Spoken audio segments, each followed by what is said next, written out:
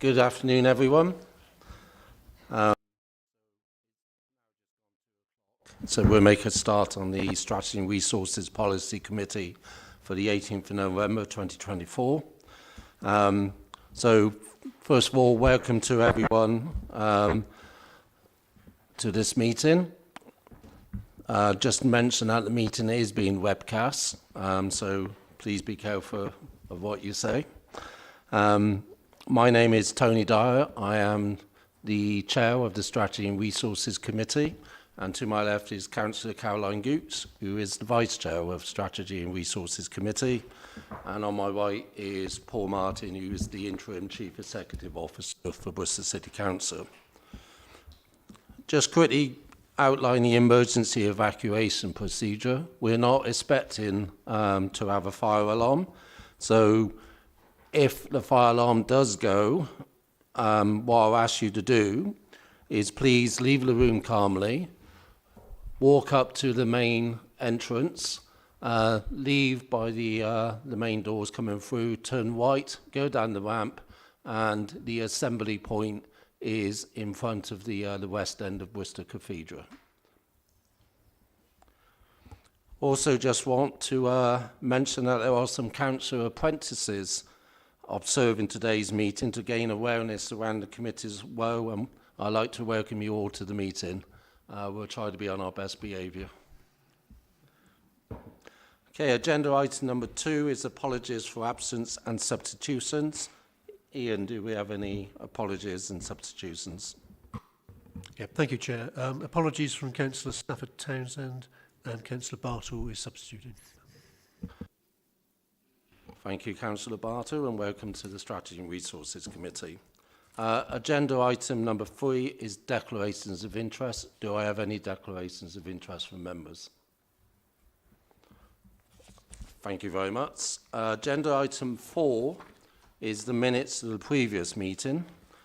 I would like to move the minutes of the meeting of the Strategy and Resources Policy Committee out at 2 p.m. on the 14th of October as a correct record. Can I ask for a seconder? Seconded. Thank you, Caroline. Is the committee happy to confirm the minutes as a correct record? Again, thank you. I will therefore sign the minutes as soon as they become available. Agenda item number 5 is Chair's announcements. Two sets of minutes.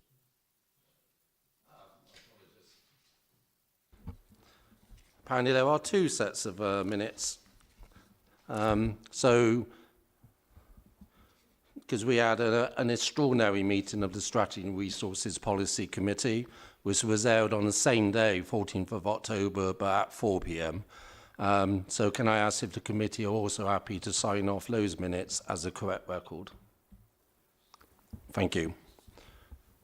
Thanks, Ian, for the reminder. Agenda item number 5, Chair's announcements. I have no Chair's announcements today, so that moves us on to agenda item number 6, which is public forum. Normally we allocate up to 30 minutes for public forum. The questions and replies were circulated to committee members and published on the website in advance of this meeting. Each questioner is permitted to ask up to 2 oral supplementary questions in total, if they wish. A supplementary question must arise directly out of the original question or the reply, i.e. entirely fresh questions on other subjects are not permitted. Depending on the content of the supplementary questions, it may be necessary for a follow-up reply to be sent to the questioner. We have received 9 public questions. Question number 1 is from Suzanne Audrey. Suzanne, there you go. I couldn't see you. You were hiding behind the camera. So do you have you been able to read the response, or would you like me to read it out? I have been able to read it, thank you. Do you want me to, I'm not sure what that microphone is for. Have we got the mic? Come forward if you... Yeah. Not that I want to. So people at home can hear. Okay. Yes, I did receive the response, thank you. So my supplementary, please define defamatory, frivolous and offensive as currently used by the monitoring officer and committee chairs to reject or redact statements and questions from the public? It's quite a long response, so I'm more than happy to send you a written response.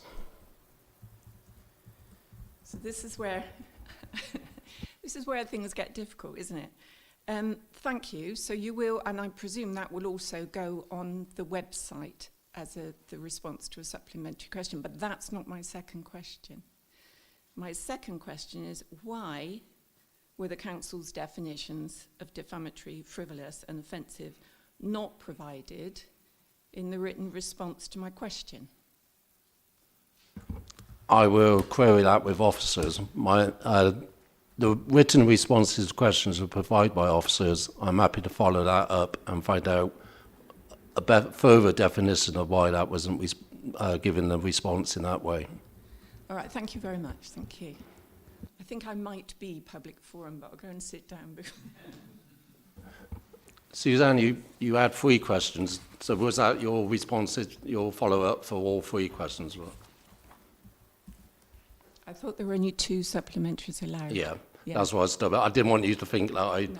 was suddenly going to move on and you thought you had a couple more questions. No, I get Thank you.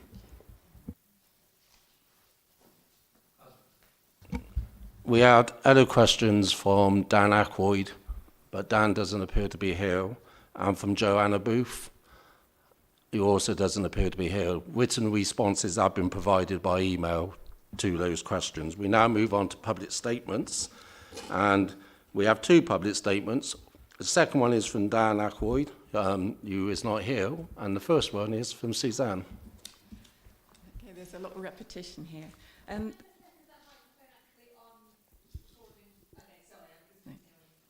So the Council's website indicates that statements and questions from the public shall be redacted or disallowed without notice and at the sole discretion of the Council if they're considered to be defamatory, frivolous or offensive.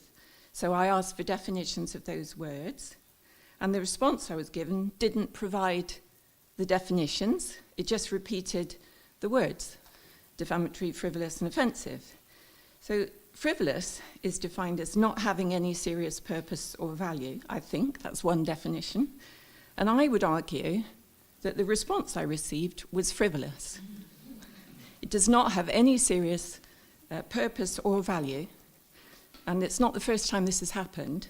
So I hope the leader of the council and the policy committee members believe, as I do, that the public are entitled to clear responses that have serious purpose and value. Thank you.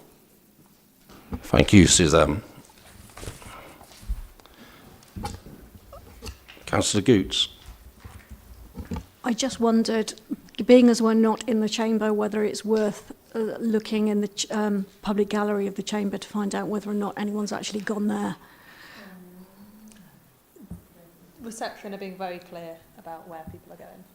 Okay. Yeah, they are highlighting people. I think they probably didn't tell you because they probably assumed you were going in there for another reason.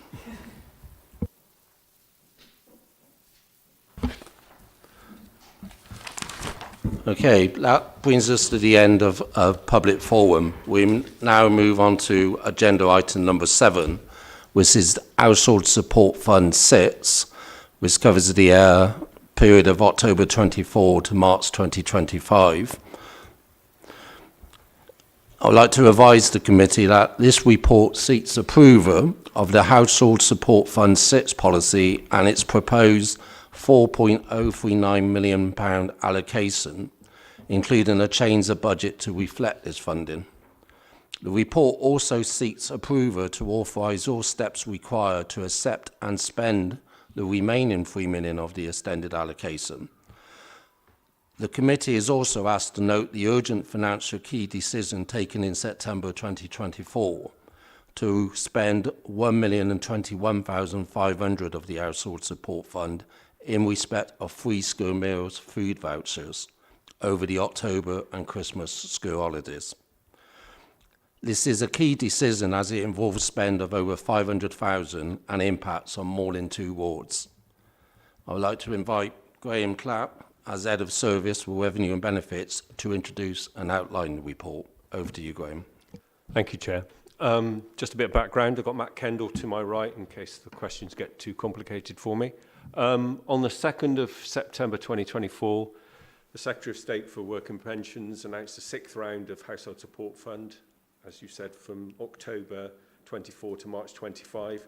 £421 million being released to county councils and unitary authorities in England, support those most in need with the cost of food, energy, water bills, phone, broadband and clothing, and in exceptional circumstances, housing costs. And this is a 6-month award. These monies must be distributed and received by recipients by the end of March 2025, and the Council will have to provide initial delivery plans by the 1st of November, which you will realise is a retrospective date, so we've already done so. The funding to councils is on behalf of DWP and is made under Section 31 of the Local Government Act of 2003. This further extension to the Household Support Fund is for 6 months only, though, as you will be aware, the budget announced that it will continue for 25-26 for a further 12 months, and will enable further support to be given to vulnerable households and individuals for that period. Our grant, as has been the case previously, is, as you said, £4.039 million and is based on 2 MI returns, which need to be done in January and one final return at the end of the period. And these will be based on the amounts committed in Q1 and then for the full 6 months. The eligibility criteria are as follows. It can be used to assist households with the costs of food, gas, electricity, water, phone, broadband, essential household items, for example, white goods, beds, bedding, clothing, baby or sanitary products, and in exceptional circumstances for housing costs, which I'll explain a little more when we get to the spend. Monies are not ring-fenced to any proportion of funding for any cohort of people. So although our initial thought was that it might be as a result of the issues with regard to the removal of the winter fuel payment for pensioners, that's not been the case. The fund can be used to provide supplementary advice services to reward recipients, including debt and benefit advice, but that should not be the primary function. Local authorities need to consider those groups who may not have benefited from any of the recent cost of living support, and no application is needed if households requiring assistance can be determined in advance. So just to move down from that. My mouse is frozen. There we go.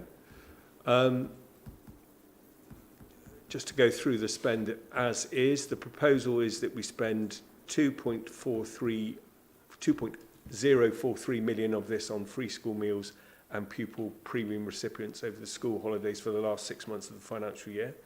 As has already been alluded to, just about half of that money has already been committed for the October and December school holidays. And what that will mean is the reinstatement of the £15 per pupil per week amount that we weren't able to afford for the summer holiday last year. £100,000 will go to cover those who still need assistance with their housing costs via the discretionary housing payment fund. So just to be completely clear, what that means is we will top up the DHP grant that we get from the DWP, and this will help to ensure circa 300 low-income households are able to still put either a roof over their heads or manage to meet their housing costs. 120,000 will go towards supporting those with no recourse to public funds. So that will include Syrian, Afghan refugees, as well as asylum seekers already known to BCC, and that will be administered by the Red Cross. 220,000 will go to care leavers and foster children via payments, and that will be a voucher of around £400 each to 100 care leavers and 450 foster children. We're giving £50,000 to Bristol Age UK, so that money will be used to provide emergency support to older people who are struggling financially due to cost of living pressures, and also particularly in light of what we said with regard to winter support and what we can do there. £500,000 will go to Feeding Bristol, so that will effectively support Bristol's network of food banks, and what that will mean is over the course of the entire year, different administrations and different, we will have awarded £1 million to Fair Share. And we will award about £380,000 to the Centre for Sustainable Energy, which will support around 760 vulnerable households who are negatively impacted by the rising housing costs. Eligible households will be low income and will have a clear need for assistance to pay their energy bills and stay warm. We've asked particularly that this support is targeted towards pensioner households, particularly for the reasons I've just talked about already. 404,000 will go to the advice sector. So those grants will go to several organisations around the city to provide information, support and guidance to tackle root causes of people's problems with welfare benefits, and to enable the advice network to provide outreach and longer term focus, and that will work across all of our places in East and North and South Bristol with regard to welcome spaces and community hubs. 25,000 will go to WeSIL to support disabled households, and the balance, which is just under 200,000, which is just under 5%, will go in administration. So that will total £4,039,965. Happy to take any questions that anyone has. Thank you, Graham. Before I offer it out to other members of the committee, just a couple of things I wanted to pick up. When we discuss, because this is 6 months, and we had a period well, under the previous government, we were only given 6 months worth then. So this is essentially the second half of that. Absolutely, yeah. So what it does is replicate what happened the year before, which is when we got a 12-month board in one go. So what we've had for 24-25, and I can talk about 25-26 if you want, but what we've had for 24-25 is a continuation following a change of national government of the previous policy to continue the year out. And one of the concerns that was expressed by members previously was about the amount of money that's being provided, because there was concern it was going to be less. I think this now brings it up to the same level. It does for this year, but where I think we're going with this is that we aren't clear with regard to 25-26, which will come to at a later point, but there isn't clarity yet as to whether Household Support Fund for 25-26 includes or does not include the discretionary housing payment grant that in previous years we've had separately.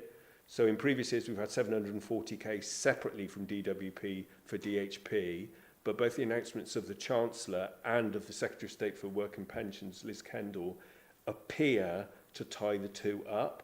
Now obviously the devil will be in the detail in early 25, but that's where we have potentially a concern that next year's, assuming it's the same amount, 8 million spend, could include 740k, which in previous years we've had separately. Okay, thank you.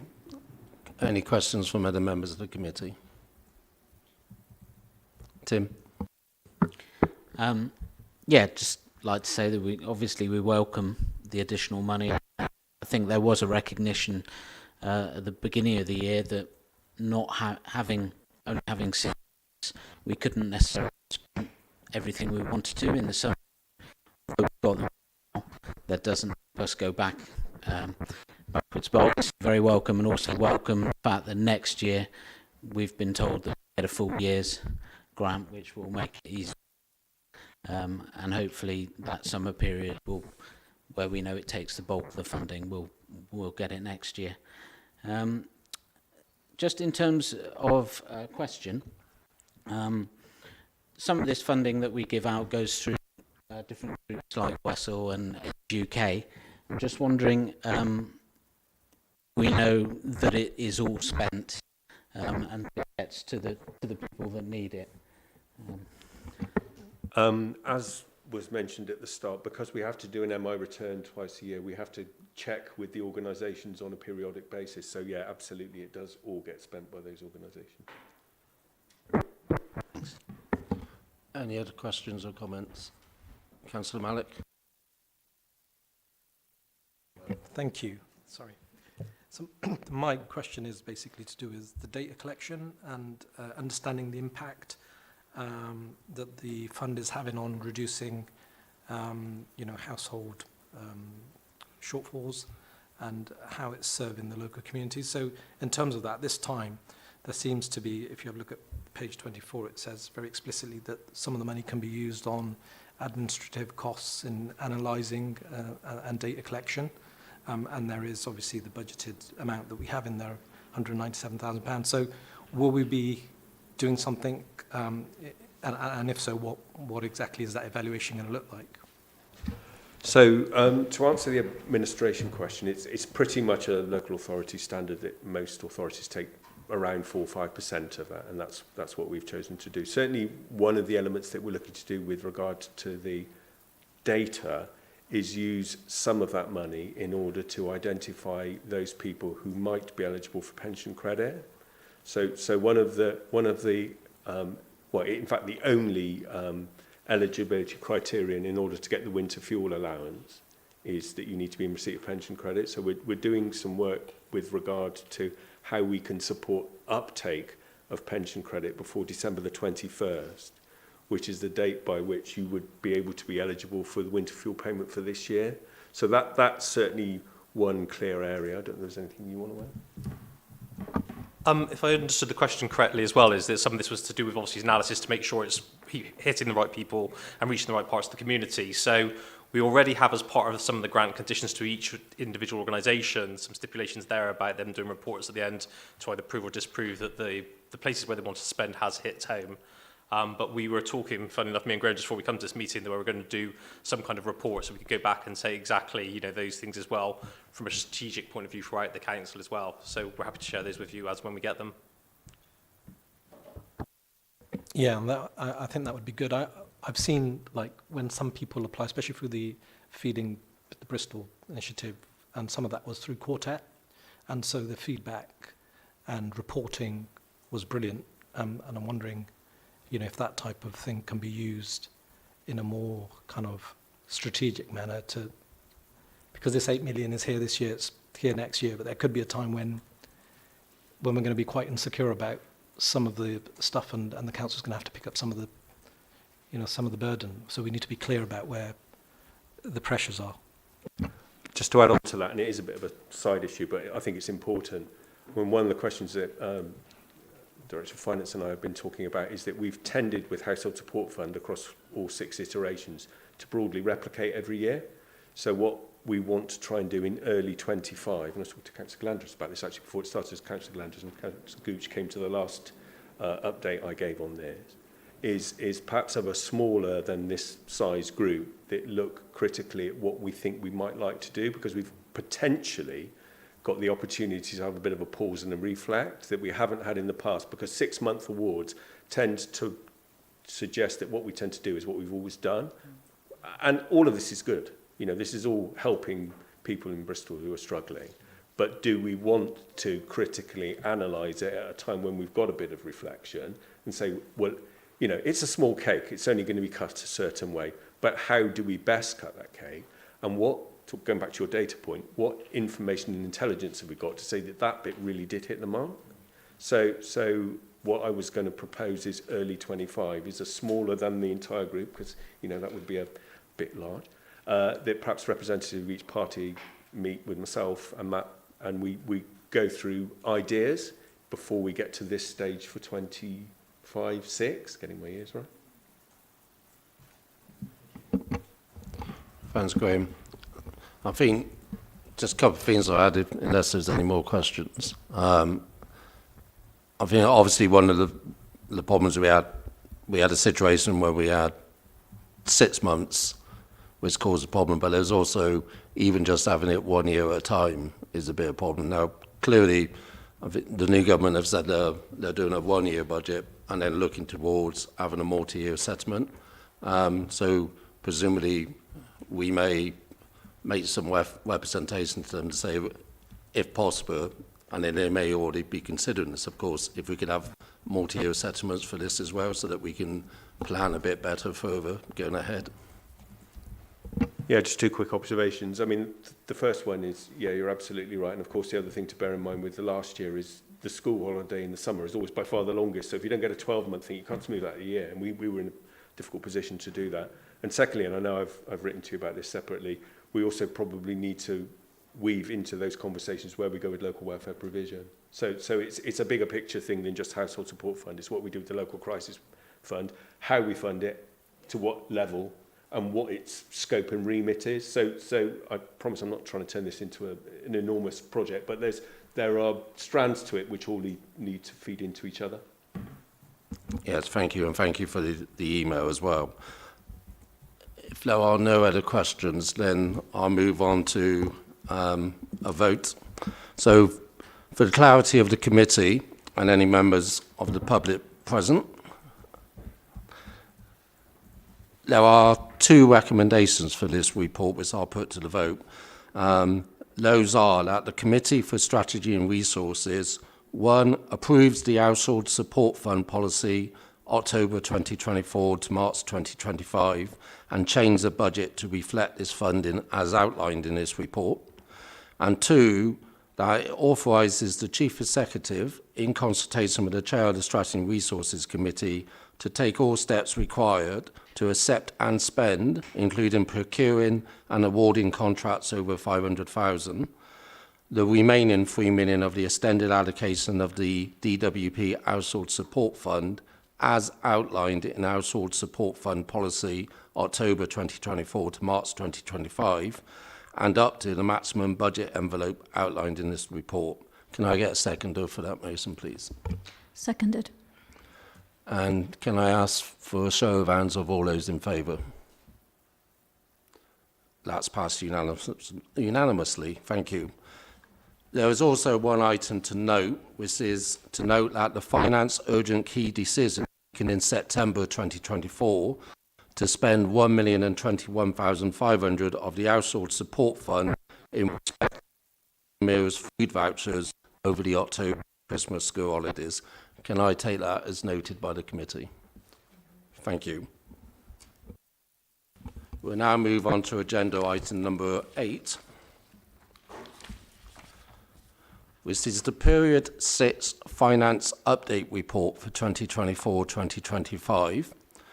This report presents information and analysis to the committee on the Council's financial performance against the approved budget and its forecast use of resources for the financial year 2024-2025. The report also informs the committee on the delivery of planned savings in the financial year 2024-2025.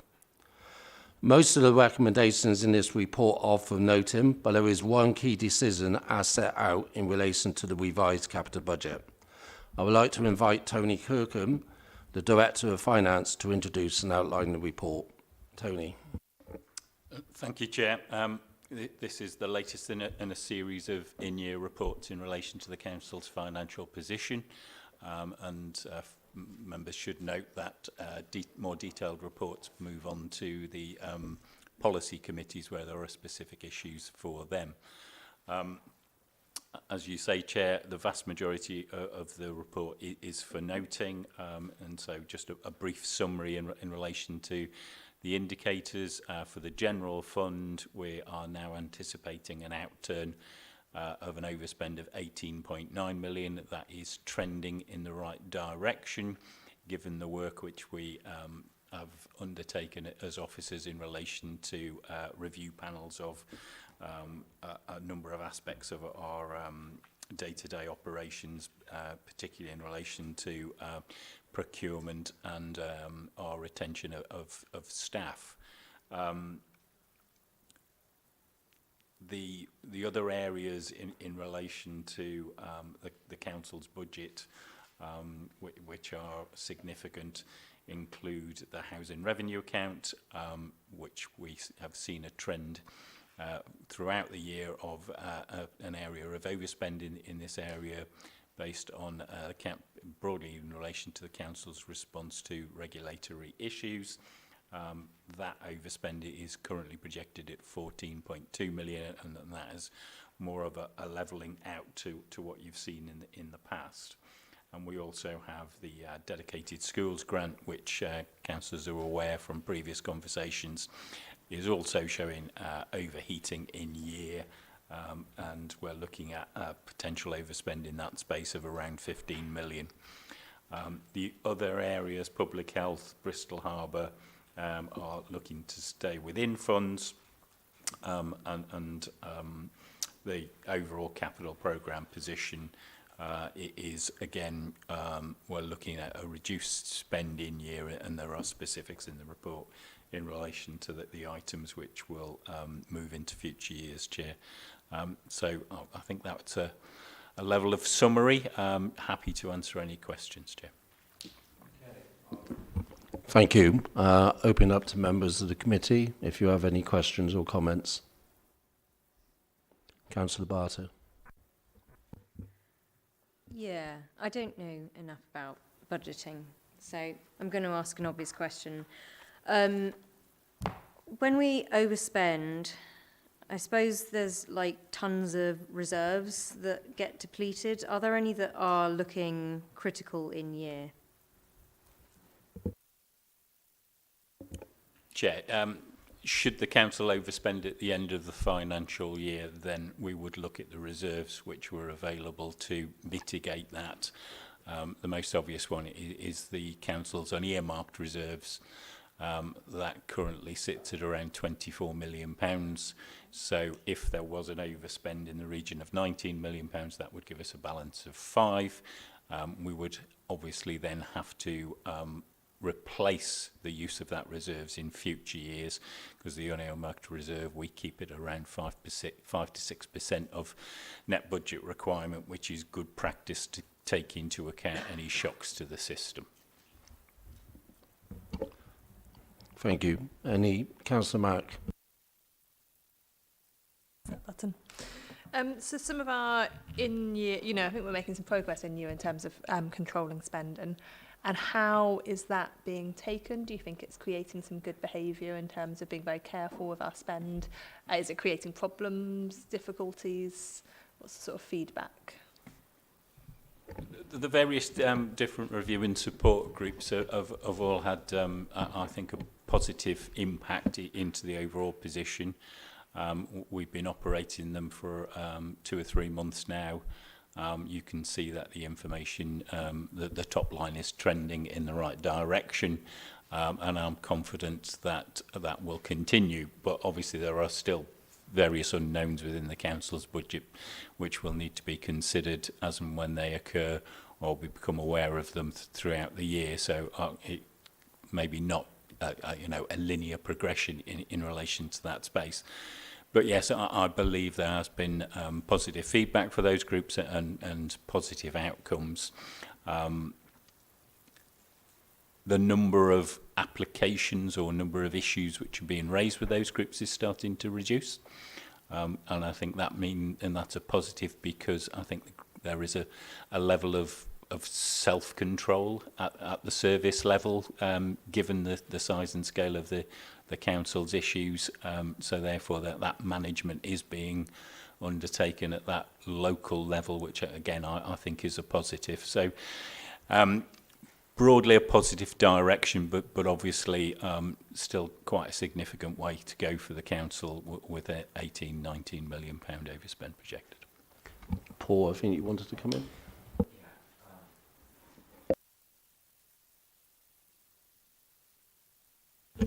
Is that it? Yeah. Yeah. I mean, just to add to what Tony Kirkham said, and that it's a really important couple of questions that were asked. We've obviously got regard to the sort of historic pattern and the recent historic pattern of pressures on council's budget, and so this time last year, I think there were 2 supplementary estimates that came to full council for approval, maybe around about I think in total maybe about £17 million, something like that, addition into the base budget during the course of the year, and that's what we want to avoid.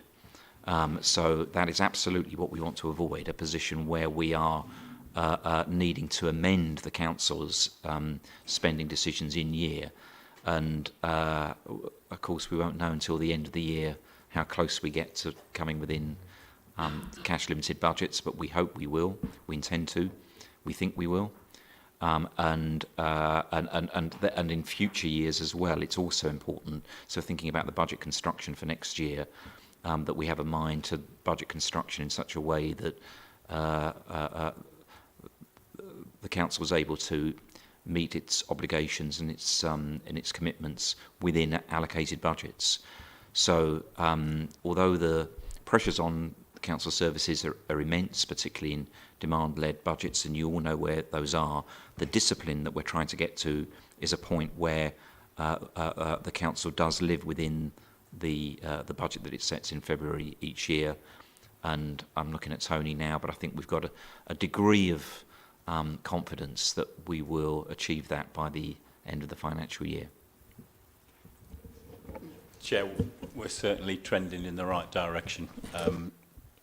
As the Chief Exec stated, in previous years we have seen a further progression, a further worsening of the position during these months, which we actually have seen the curve being bent towards a more balanced budget. Obviously, there's still a significant element of the financial year to undertake. I say if we continue to see that trend in, then I believe we will have a relatively positive outturn. But we can, always be mindful that other issues do occur during the year, and they may again present further financial challenges. Okay, thank you. Councillor Whippington. Councillor Malik. So yeah, just one about the savings delivery risk, Tony. And with so we have a £13 million, which is 27% of planned savings at risk of non-delivery. And what is there any alternative strategies that we're considering to mitigate the shortfall?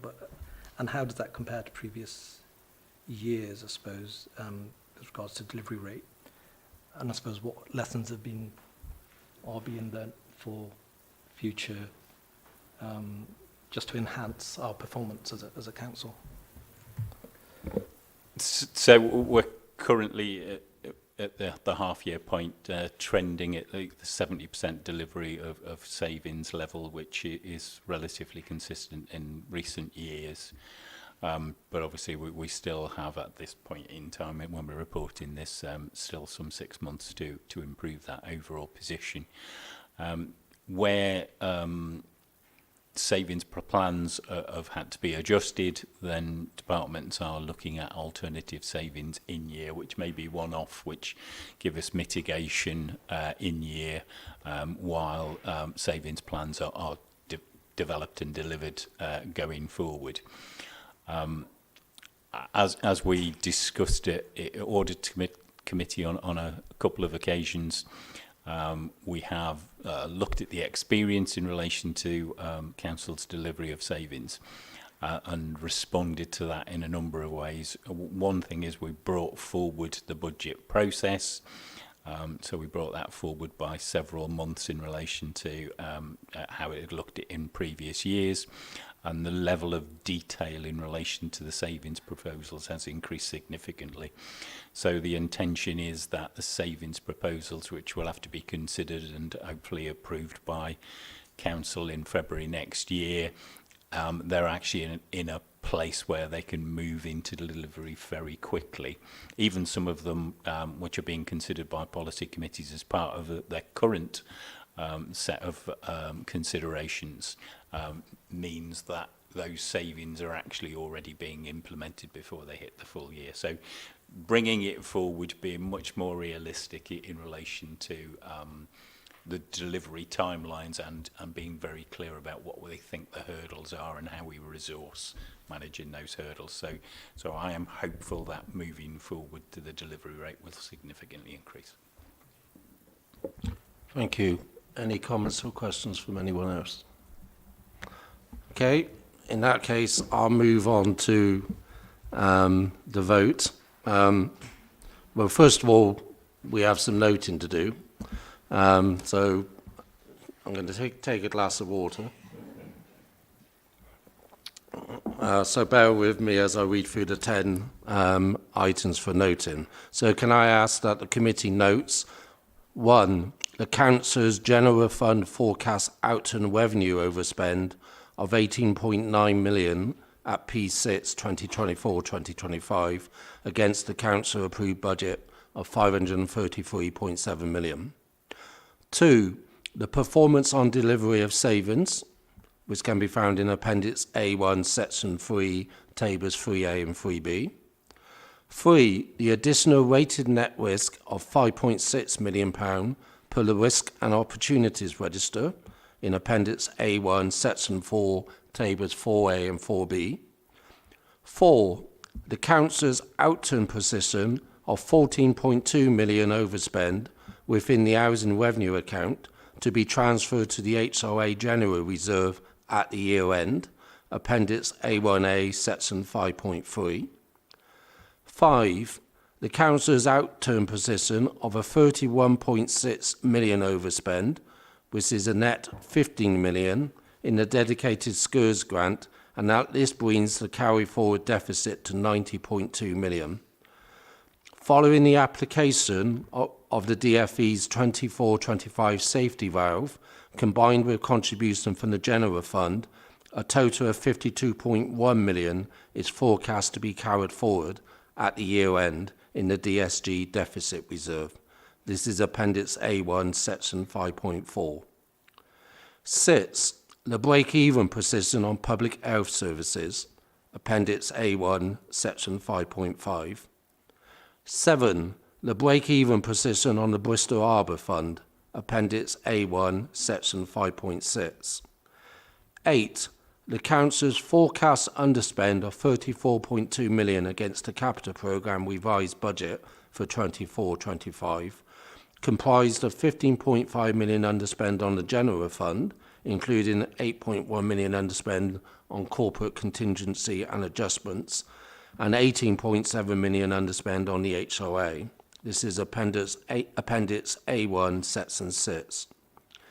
9. That the strategic community infrastructure levy budget allocation of 5 million will be utilised to support the investment in the Newcut Harbour Wall Works to repair and strengthen the Riverhaven Newcut retaining walls. That's Appendix A1, Section 6.4.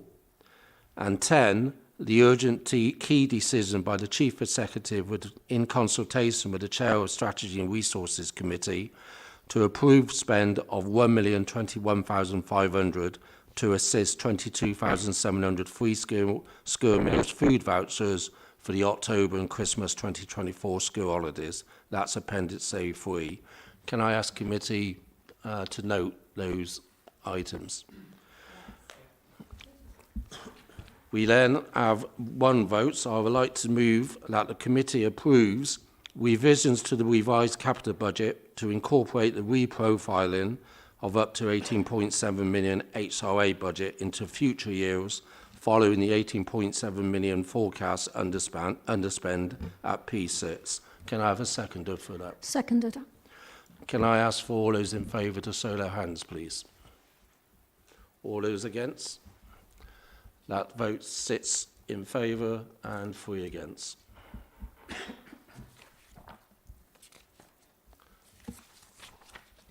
We now move on to agenda item number 9, estate rationalisation surplus asset disposal. This report seeks approval of the disposal of particular council assets which have been identified following analysis of the council's estate. This is a key decision as it involves savings over 500,000 and impacts on 2 or more wards. This report includes an exempt appendix, Appendix E, which has been circulated to members. In the event that any member wishes to raise a matter specifically in relation to the exempt information, it is likely to be necessary for the committee to move into exempt session. I would now like to invite Pete Anderson, Director of Property Assets and Infrastructure, to introduce and outline the report. Pete. Thanks, Chair. So the report makes reference to the process that the council follows in relation to declaring its any of its assets surplus in the context of the capital receipts target that the council is seeking to achieve through receipts of disposal of assets, which is currently tracking at a target of £21 million. There is also savings that the property transformation programme are required to find of £440,000 of revenue savings. So the process to which the property service follows on a regular basis or an ongoing basis in relation to reviewing our assets which may be declared surplus, particularly from an operational perspective, but also from a commercial perspective if an asset has been identified and returned to the council in relation to a ceasing of a lease.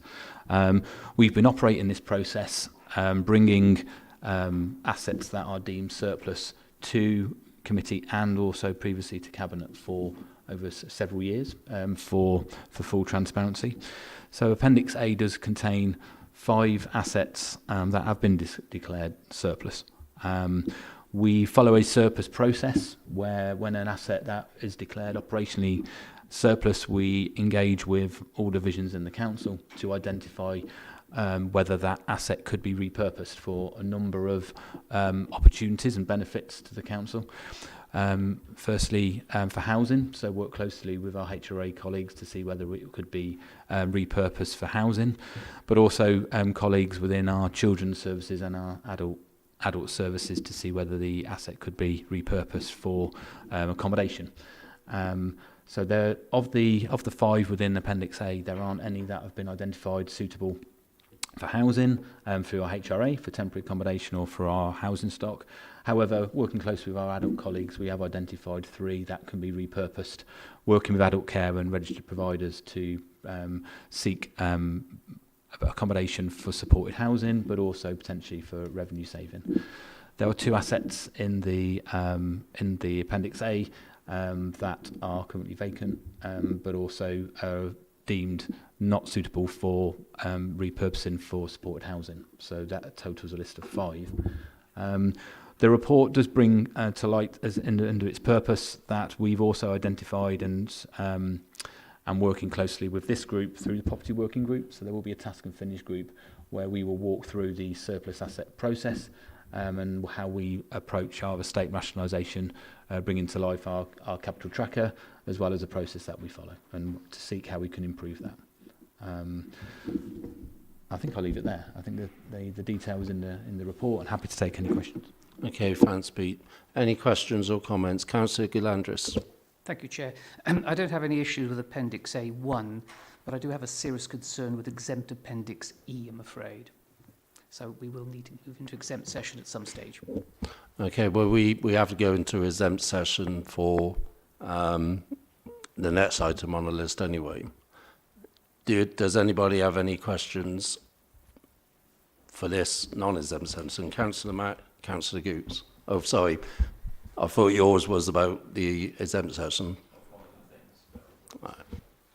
I've got a process question, just because if we have exempt questions on this item, and then obviously we vote on this item, and then we have an exempt item, do we exempt, then unexempt for the vote, and then exempt again? And I'm just asking that to work out what order we do things. I'll ask Ian to explain. Okay, well, I think first, if we could deal with any questions that are appropriate for the public session.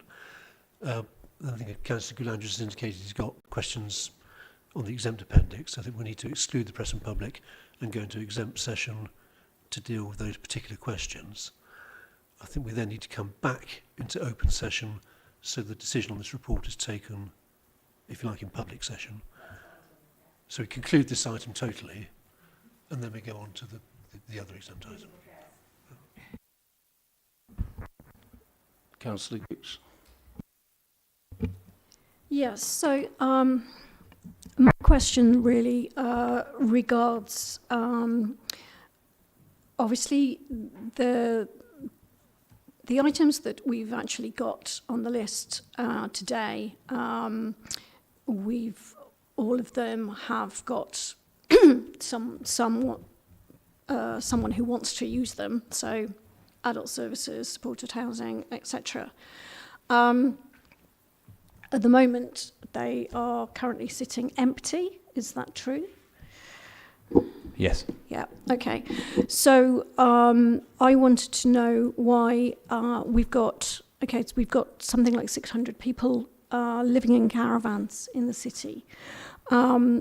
There is a kind of a meanwhile use, not necessarily putting caravans on the site unless it has a car park, but also the same sort of caretaker use as is currently happening at St Christopher's and St Ursula's, where people pay a very, very low rent as caretakers in a building.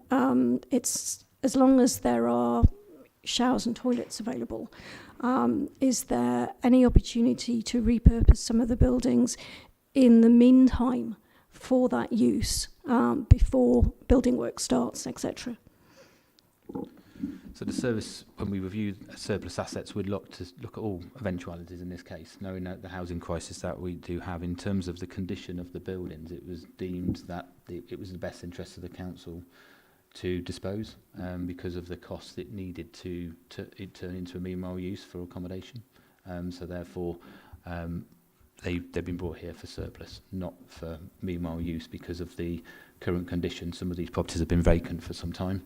And therefore we believe that we wanted to bring it here to declare surplus. Councillor Bernard.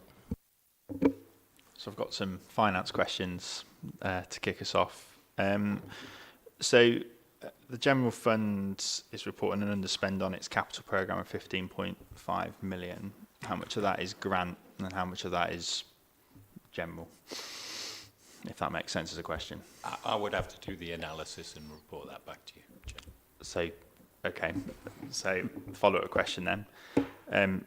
You've put the budget figures in here, but you've not said the progress against the budget in terms of the capital receipt target in the paper that's in front of us. So, 21.6 needs to be generated this year. How much has been achieved so far? And has there been any changes to the target based on the underspend we've got on the capital programme?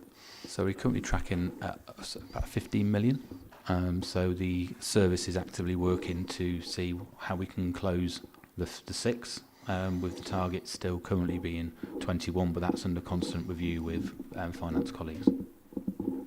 So if this comes back to my other question, if there's an underspend, shouldn't that target reduce in year? So the capital receipts are used for a number of purposes. They're within the medium-term financial plan. Some of them are used for supporting the capital programme, as you know, and some of them are used for transformation. So we would be looking at, because we have further needs in relation to transformation going forward, we would still be looking to release those capital receipts in order to fund that transformation going forward. But I think we need to see the breakdown, don't we, to know whether the benefit has been realised on the capital general fund underspend, for example, and where that allocates, where does that map against, what maps against the flexible use of capital receipts, what maps against actually a reduced capital receipt, what maps against actually it's grant we've had externally, and therefore it has no bearing whatsoever on a capital target that we might need to achieve in year, and it'd be useful to see that breakdown. Given the fact that this is not just a one-year financial position, we're also mindful of our needs going forward. So in achieving capital receipts in year, even if they aren't actually utilised within year, they're still needed as part of the future year. So there's no reason to actually adjust the target in year, in my view, because those receipts would be used quite quickly into the new financial year. However, Pete and the team are looking to dispose of assets in a timely but sensitive manner to the market. So on the other side of it, we're not pushing things through any quicker than they need to be. So it's always a sort of overall balance that we're looking for. But on the basis that we know in future years we will have further targets, then it seems sense to do this at the sort of natural pace of the market. So I follow all that, and it comes back to that point about pace and what needs to be done when. Of course, we've set up a task and finish group, haven't we, that's about to start meeting, and this seems premature to be bringing further assets for disposal when we're about to review our process around the disposal of assets. And so my question, the reason I'm asking about some of those financial questions is because, of course, if we don't need to proceed with this now, why are we proceeding with this now when we're due to review our process anyway? So I would say it's in line with your current set of policies. So we're following through on those policies. Obviously, we can't be mindful of what a further review group would do and what they would conclude in relation to those policies. And in my view, the council will need these capital receipts either in the current financial year or next year in order to meet its costs. So for me, that they meet the policy, we're taking them through the process as per normal. Any future reviews obviously will be concluded and have their overall influence. No, I understand. I guess my point is this could have come in January for consideration once the work of the group had concluded, I think is my point. Well, I would have to defer to Pete in relation to how those elements are progressing, and whether actually come January that they would actually make any material difference, given the fact that they're being declared surplus now, and at what point they would actually be sold. Yeah, but we don't know back to the finance point, we know the 15 million-ish has been hit. We don't know if we need to do the 6 this year. I guess my point is my point is around timing, right? Yeah, if we're about to review a process, I think quite strongly we feel as a group it should not be preempting that with further disposals of public assets when we're about to review how we're going to go about it. But I've labelled the point now. Yeah, and my response would be it's a medium-term financial plan, and we have need for those assets at some point in the future. So Yeah, the fact that there is some delays within the capital programme in year, I don't think is material. Well, it is if you're about to review. I think the point is it's not about delaying it for years, is it? It's about a 2-month pause actually, while we do our work as a task and finish group. But as I say, I've labelled the point I think now. So. Thank you, Chair. Pete, I wonder if I could press you a little bit harder on the point made by Caroline Gooch. If I look at East Bristol Intermediate Care, it's got quite a large car park. For van dwellers, what you need is a car park, and that they do need to have access to toilet facilities and some water, but I'm sure there is access to a loo and some water at that site.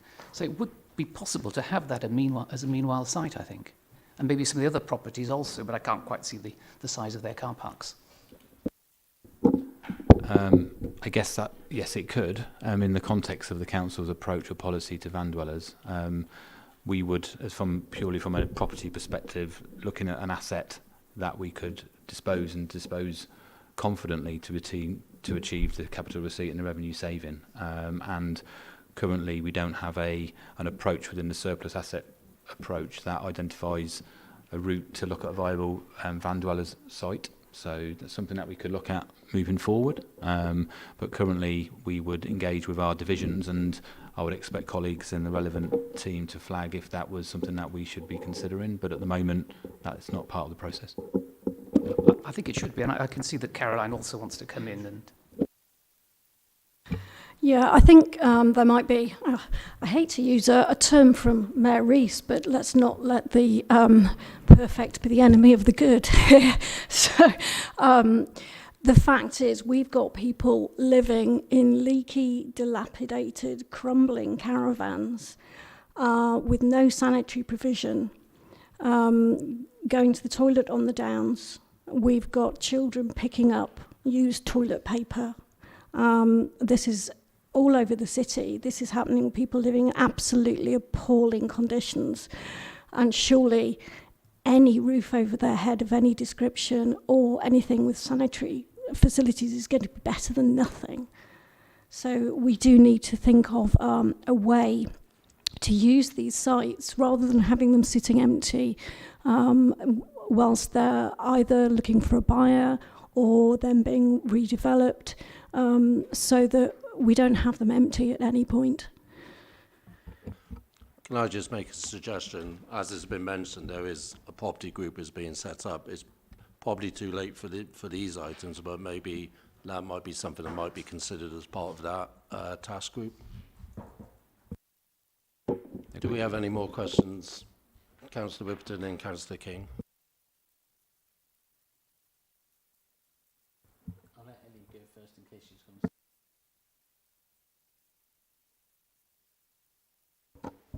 Thank you. Yeah, I was just going to ask about, so I support the comments about the task and finish group, and I think this is perhaps a little early and we should let that group do its work. But I just also wanted to understand what work's gone outside of with external partners around these buildings. I think a few of our parties were lobbied quite hard during the elections by the communities building Festo group, who wanted to have a seat at the table when we talk about assets and what's best for them, and how they've had valued communities around them and they deliver social value, then to have a say in how we use those spaces responsibly. So I wanted to understand who we've spoken to outside the council to make sure that those voices are fed in. And I've noticed, like, there's organisations like Serona that were based in one of these buildings, and that building is now proposed to be supported housing. So do organisations like that have to go to, or are they left without? And just what's the consequence of that? Thank you. I think in the context of community asset transfers that you're referring, Councillor, that's something which we're currently working through in a response to the manifesto suggestions that we received. That will feature as part of the task and finish group. In terms of the pipeline, the process that we have followed is within the council where they've deemed surplus. We would engage with our departments first to see if there is, as I said in the intro, a viable solution to tackling the crisis that we have in relation to housing and adults and children's and temporary accommodation. We did engage. We have repurposed 3 or suggesting to repurpose 3 and believe in the context of the receipts and the revenue savings that we're required to make that these assets, it's the best consideration for the council to declare surplus and to dispose.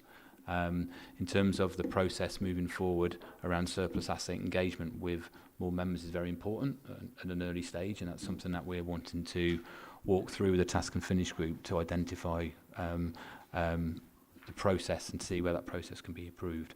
But in the context of these assets, we believe that it's an opportunity is within the organisation to repurpose, and for the 2 that we declare in surplus because of the condition and the costs in relation to the R&M repairs and maintenance moving forward, that we would dispose the 2 that wouldn't be repurposed on this occasion.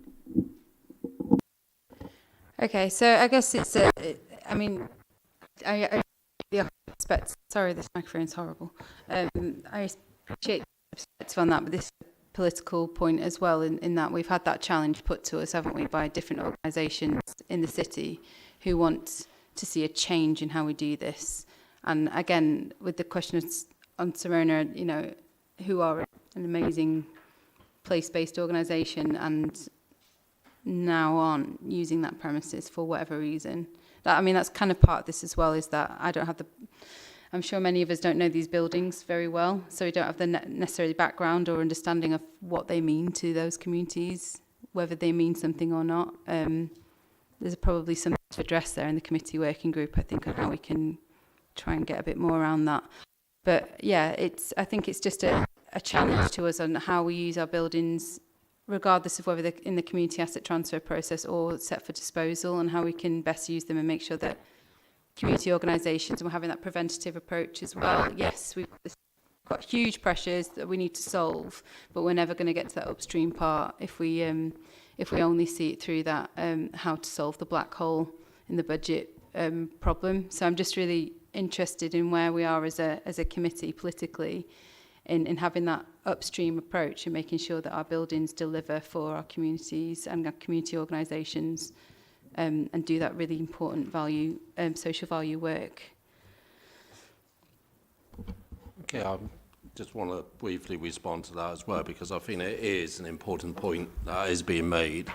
As you rightly say, many of us have been approached about the way assets were disposed of in the past, and also in particular concerns about the way community asset transfers were done, which is part of the reason why we've had the representation from the groups regarding the community asset manifesto. I believe there is an opportunity to review, which is part of the reason why we agreed to set up not just the property tasking group, but also to expand its remit a little bit to look at also community asset transfer and other way of disposals. What I would say also at the same time is that we do have a commitment, both from this administration and from the previous administration, to deliver on the transformation programme. And that transformation programme does need a certain element of being able to raise the funds to do that. I am a little bit concerned about further delaying that. We can end up being in a situation where, as you say, Caroline, we could let the perfect be the enemy of getting things done. And one of the things that there have been accusations of in the past is decisions not being made I'm keen to ensure that we move forward to make decisions in terms of these properties. One of them is in my ward. It's pretty much, it was put forward as a building that was going to be made available as, for homeless people. It was done with the very best intentions, but it has, for well over probably nearly 2 years now, been boarded up and is essentially been blocking part of the bus lane. So I am keen to move this forward as quickly as possible. I've also spoken to councillors in some of the other wards as well who have expressed similar intentions. Now on my list, Tim, you had your name up. Yeah, thank you, Chair. Yeah, I do just want to echo the sentiment that we are being asked to make decisions as a committee here, but we don't really know a lot about the background. So, for instance, we don't know what those discussions have been within the council about possible reuse. So that does, you know, that does jar a bit. But I appreciate we've had that sort of conversation a bit already. I just wanted to raise something here about there's 3 of these properties, I think, going to be sold to registered providers to provide supported housing, and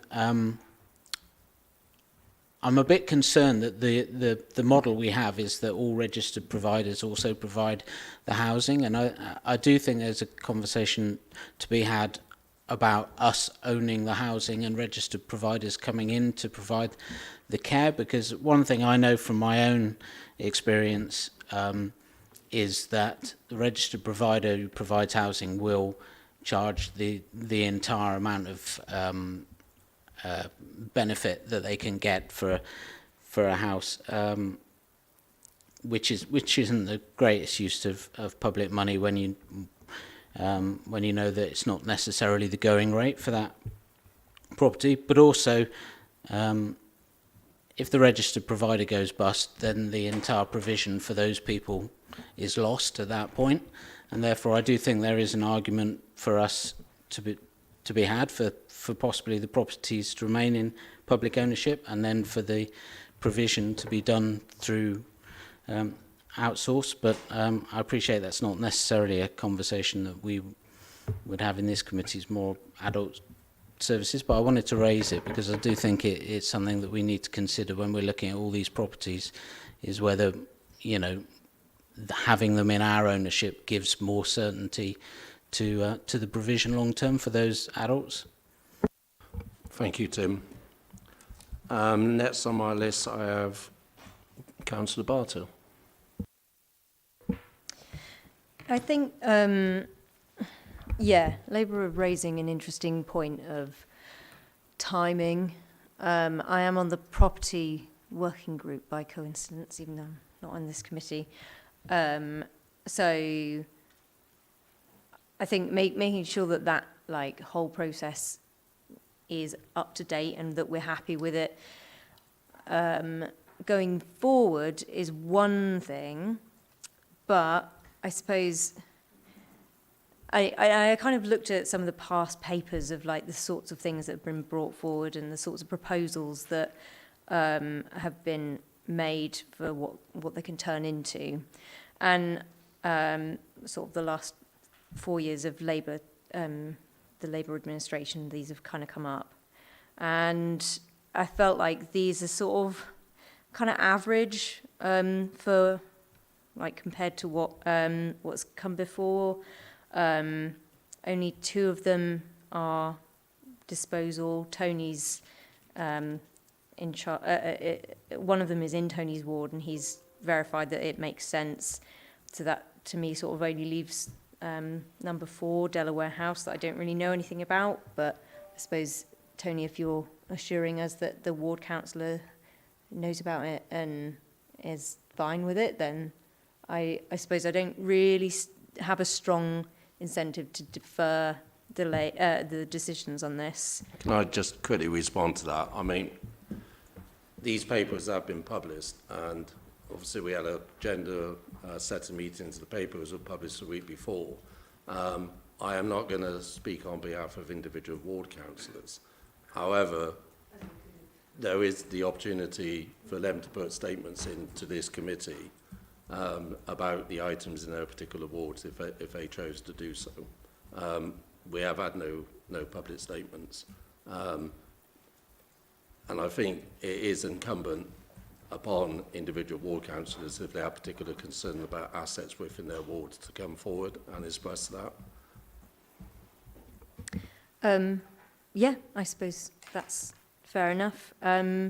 So I think it's just that I agree with Labour's point that we should be mindful, but to me the decision today doesn't seem as controversial as it might. So I think I'm willing to vote for it, but yeah, really looking forward to the development of the property working group and the policies within that. Definitely agree with Caroline and John about the process for how these are analysed.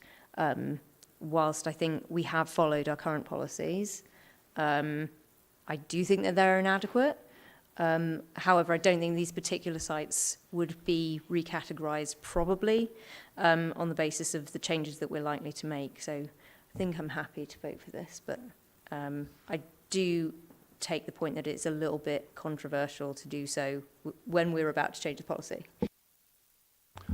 Councillor Renard and then Councillor Goots, and then we'll probably need to go into a section for the items that Councillor Gillandris has mentioned. Yeah. So I think there's a couple of things I say. I think one,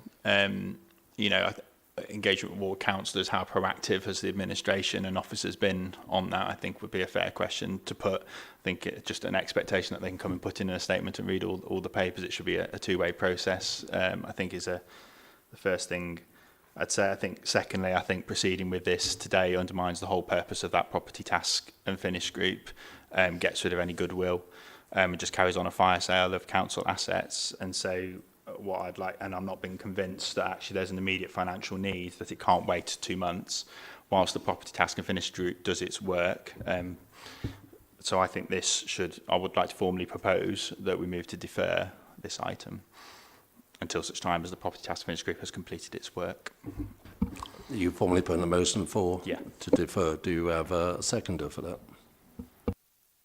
Okay, then we'll go to the vote on that. So all those in favour of deferring this decision, please raise your hands. All those against, please raise your hands. That vote's lost, 3 votes to 6. Councillor Gooch. I have spoken to Councillor Brown about Jubilee Hall, and he supports it being sold. My one question really is whether or not the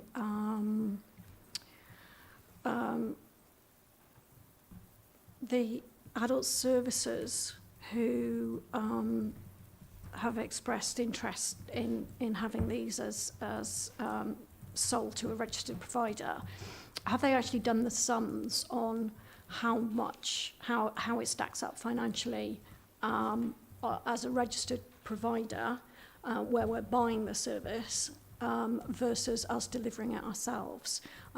Because obviously we can only sell things once. Is it going to cost us more in the end to buy that service back than it would do if we were to develop these ourselves and run them ourselves? Okay. Obviously, we're dealing with some commercial sensitivities here. Pete, do you want to respond? Also, do you want to respond to that in the exempt session? I can bring to light that in the exempt session. I do have information on numbers that I'm sure will be able to answer the councillor's question. Okay, Councillor Malik, you have the last question, then we're going to move into exempt session.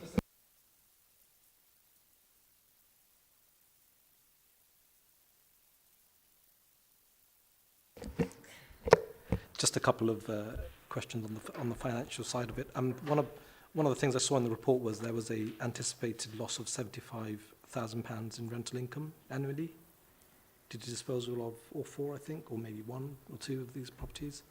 Yeah. Obviously, that's going to be a reoccurring revenue loss. And are there any alternative revenue schemes being explored through the sale? And then something else, just, I think you can probably do both. For this £2 million disposal, there seems to be an £80,000 cost if it's 4%, if I'm right. That's quite huge. 4%, is that right? So we're allowed to cover 4% of costs linked to a disposal. Is that like agency fees and stuff like that? It's administrative costs that we're allowed to use. You have to cover. Sorry. Is that quite normal for the councils? Yes, that's for each transaction. Okay, on that note, I am going to advise that we go into exempt session. We will be returning from exempt session to vote on the decision. So the following resolution is that under section 100A4 of the Local Government Act 1972, the public be excluded from the meeting for the following item of business on the grounds that it involves the likely disclosure of exempt information as defined in paragraph 3 of Schedule 12A of the Act. Can I ask the seconder for that motion? Seconded. Can I ask all those in favour to raise their hands? All those against? That's passed 6 votes to 3.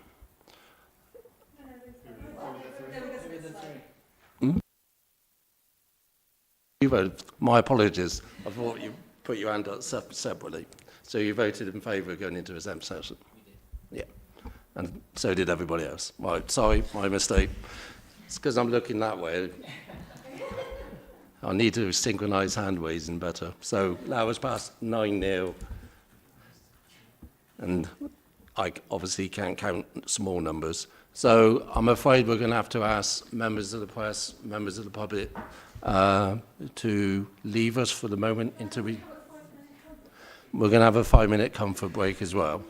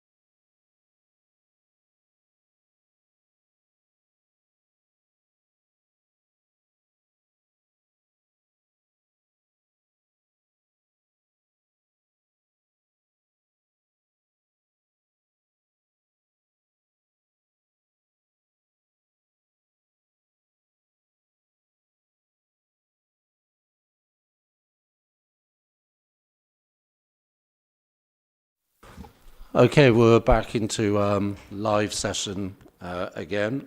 We have just broken for an exempt session where we had a discussion. And following that discussion, I'm going to hand over to Councillor Tom Reynard to propose a motion. I'd like to re-propose we defer the item. Do I have a seconder? I second. All those in favour, please raise your hands. That's unanimous. Thank you. And we now immediately go into exempt session again to discuss agenda item 11, which is a confidential